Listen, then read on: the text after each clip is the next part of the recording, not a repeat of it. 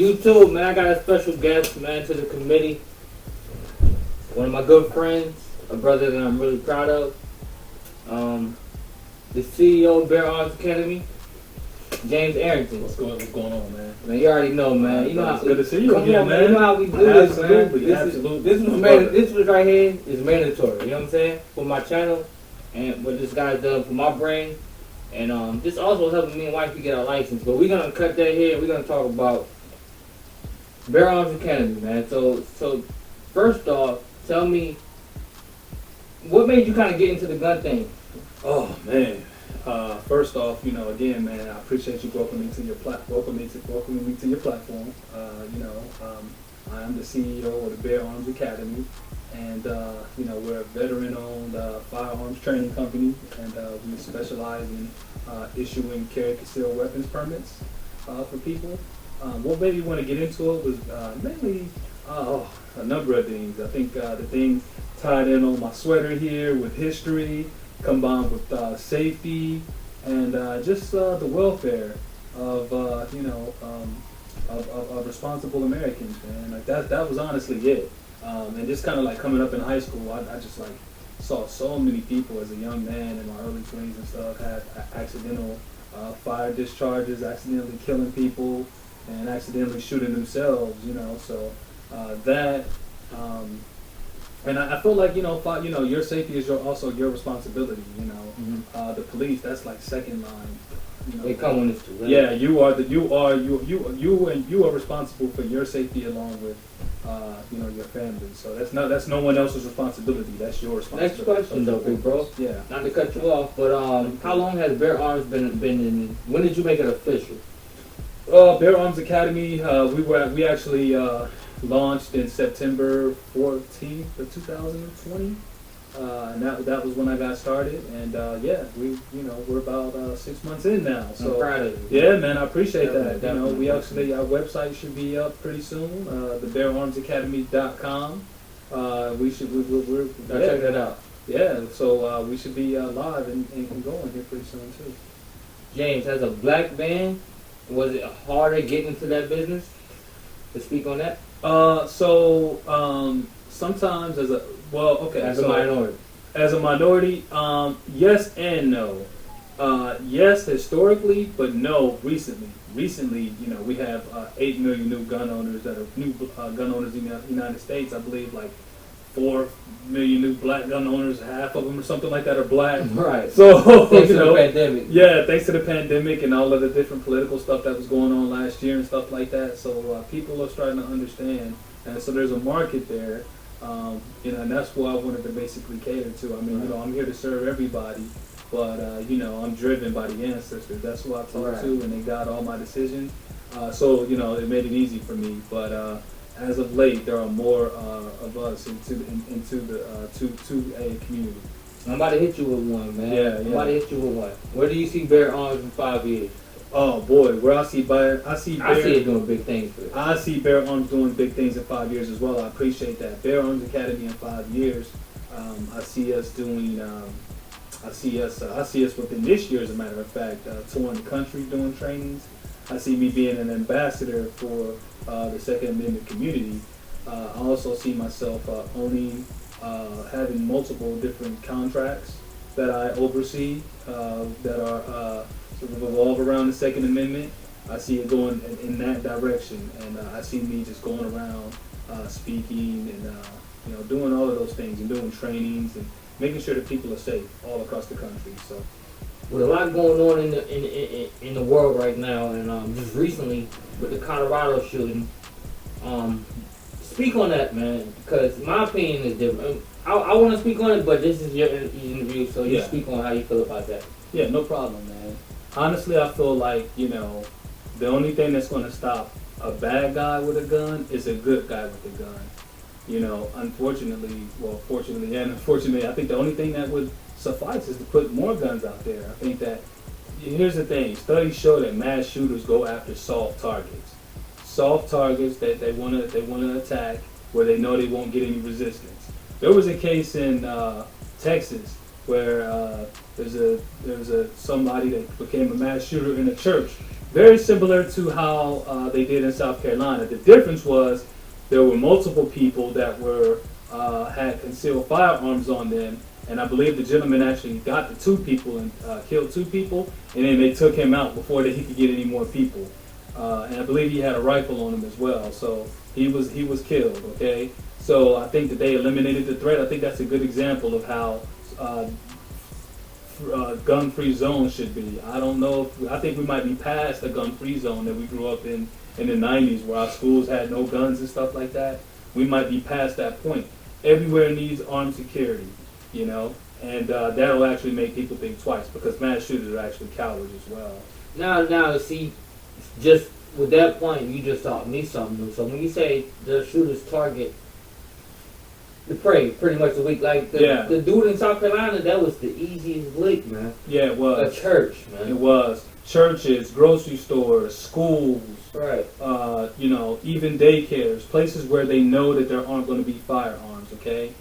If there's firearms there, or people that are trained, going through a program and they're training properly, then they can eliminate the threat. The Bear Arms Academy, we're actually working on our own active shooter program, and we want to train people because, the workplace, for example, if you don't work in a federal facility, because you can't have firearms on federal facilities, luckily a lot of federal facilities do have armed security there, but, a lot of other workplaces, I don't know what you guys do, but if you can have it, I'd strongly recommend it. Of course, check with your state laws and stuff like that, and in the counties that you guys are in, but to eliminate the threat immediately, that's definitely a driving force behind Bear Arms as well as active shooters. Awesome. Yeah. And one more thing, like on James, I want you to speak to our people that, because it's been certain situations where I'll be around certain people and I say I got a gun, and the first thing they'll say is, "You're not a gangster." Well, brother, I'm just trying to protect my family like the next man. Can you speak on that topic? Or we got to get out of a certain mindset of drug dealer gangster? We have to get out of a certain mindset, because here's the thing. You illegally handling firearms isn't going to do anybody, you or your family, any good, and you're going to go to a state facility or the county if you're caught. It's depending on where you are. For example, again, you need to understand your laws, which is something else. Another service that Bear Arms Academy provides is a legal review of the do's and don'ts, transportation, transporting firearms, things of that nature, your state laws across the country. So that mentality needs to die, because the thing is, you need to be legal. You need to be as legal as possible. You need to be able to come face to face with law enforcement, even if to that extreme, and understand how to conduct yourself in a proper manner as well. To just maybe get your ticket or something if you get pulled over and go on your merry way, where you're legal. It's not nothing about this. There's nothing about being a gangster. It's all about protecting you and your family. Okay, so we need to understand that. Firearms have a negative connotation because people view firearms from a victim standpoint instead of being on the opposite end as a survivor. So I think that we need to change that perception. And we have a long way to go with the narrative and everything. We do. Yeah. Because I joke around and I say, well, a lot of our brothers and sisters, we learn how to shoot from watching Boys in the Hood. While the others, they taking their kids hunting and doing other things, whatnot. They're doing the right things, and they're not looking at it from that aspect. We're just trying to make it home, too. Yeah. So you need to understand tactical training, okay? Tactical training every single time. I'll take it. Tactical training efficient, has been tried and proven, especially, for example, with the United States military, for example. We have, which is one of the reasons why it's easy for people that have served and that are prior service to come out to the civilian world and train people on how to use firearms properly and effectively. And you know, we've been training before. You were already a great shot, but now you're a better shot by understanding technique, proper things, and just basic fundamentals to help you become as efficient of a shooter as possible. You know, the shooting sideways and stuff like that. Listen, you understand it's all about trigger control, breathing. There's a lot of different factors and stance. There's a lot that goes into, you know, you see these dudes like, you know, you see these shootings and these dudes are emptying whole magazines and only 2 bullets are hitting the person at close range that they're trying to shoot. So what you're doing is completely ineffective anyway. Yeah, it look good on them rap videos, man, but this ain't what it is. Man. No, we want to. What it is, absolutely, absolutely, and it's also fun. You know, right. I think that my buddy brought it up before. You know, it's a new way to challenge yourself. It's actually fun as well for recreational purposes. You know, for example, me, I can get a pretty tight shot groups from, you know, a couple of football fields away with the right rifle.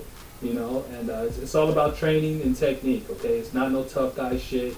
It's just something to really, you know, protect you, your family, and, you know, there's a certain swagger and confidence that you have when you understand self-defense. So, James, man, I wanted to ask you, with everything going on also, like with that Colorado thing, it doesn't help. Do you feel the Second Amendment is in danger, man? Absolutely. And the Second Amendment is definitely in danger. The Second Amendment shouldn't be a political issue. It's already in the Constitution. The issue is people trying to remove it from the Constitution, and that's where the rift comes from citizens, especially responsible armed citizens who are being held responsible for people who are committing illegal acts. It would be similar to people that are drunk drivers, or, you know, people who commit vehicular homicides, and then everybody who has a vehicle is being charged with the crime that they committed.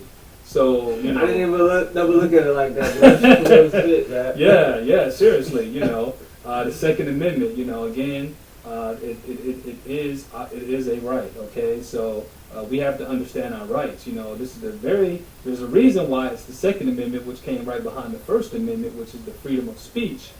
And then you're able to back up your freedom of speech with the Second Amendment, which is the right to bear arms, okay?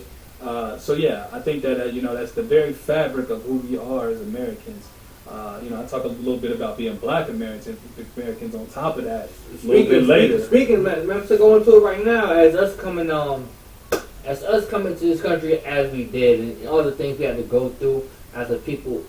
Let's speak on it as black Americans. How do you feel about, you know, I see you got some important people on your shirt, man. You got the Martin Luther Kings, and speak on those people you got on your shirt. Yeah, man. Absolutely, no problem. You know, this is just basically our lineage as black Americans, specifically. Black Americans and foundational black Americans are basically the people who are the founders of this country, who helped cultivate and shape the very nation that we live in today, the backbone of America. And these are the black Americans who helped with that. We have Harriet Tubman, the freedom fighter. We have, I'll start here, Ida B. Wells, okay? We have Mr. Frederick Douglass, the most photographed man in the 1800s. Yes, we have John Henry Clark. We have, of course, we know who Martin Luther King is, okay? Now, speaking on that, though.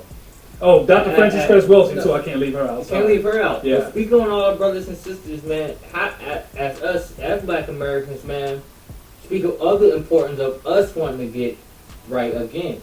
Yeah, so, yeah, for black Americans and our in particular, we have to understand our lineage. This is a part of our lineage, okay? We've only been free in America since technically 1964, where we had all of our rights. I'm not giving my guns up. I want all of my rights that my ancestors fought for. You know what I mean? If you have a parent that was born prior to 1964, they were born in a country that wasn't even free.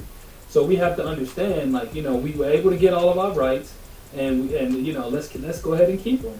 But when we got the right to vote, for example, when black people were granted the right to vote, our and practice civil liberties, our civil liberties were infringed upon by the first terrorist organization, recognized terrorist organization, the Ku Klux Klan.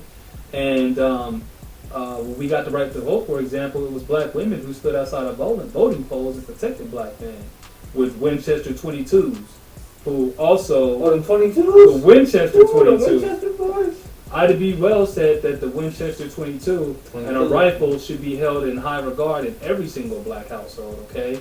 So all of these people that are on my shirt right now were pro-Second Amendment. Frederick Douglass, all of these different people, okay? All pro-Second Amendment. It's been a big part of our liberation. I mean, gun control is actually inherently racist, as a matter of fact. The intent of the Second Amendment was to keep guns out of our hands. Not to cut you off, big brother. Speaking of that, with some brothers knowing that early on, Black Panthers, Fred Hampton, speak on that, man. Yeah. So again, guns have been a big part of our liberation, going all the way back to them, the Panthers, Harriet Tubman, all of these different people.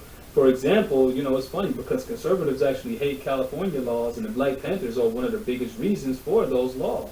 The Black Panthers went into the State House when Ronald Reagan was the governor, and they actually went in there with open carry, and they changed the laws the next day. They literally changed the laws overnight, okay? 24 hours? Yeah. It's like, oh, black people with guns. Oh, hold up. The Senate woke up at 12 o'clock. Exactly. So I just think that it's important for us to understand, you know, I understand that our progressive friends, you know, we have progressive allies, and, you know, no disrespect to them, but we don't have to agree with everything that our progressive allies want to do.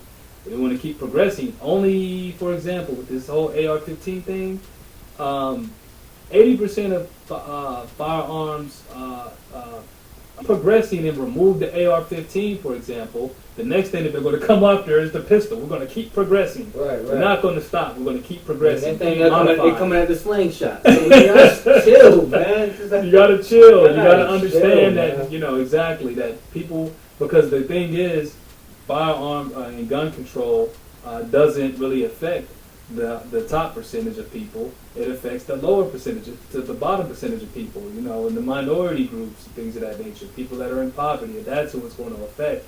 And those are the people that are going to be controlled. So we have to understand that there's an ultimate agenda at play here.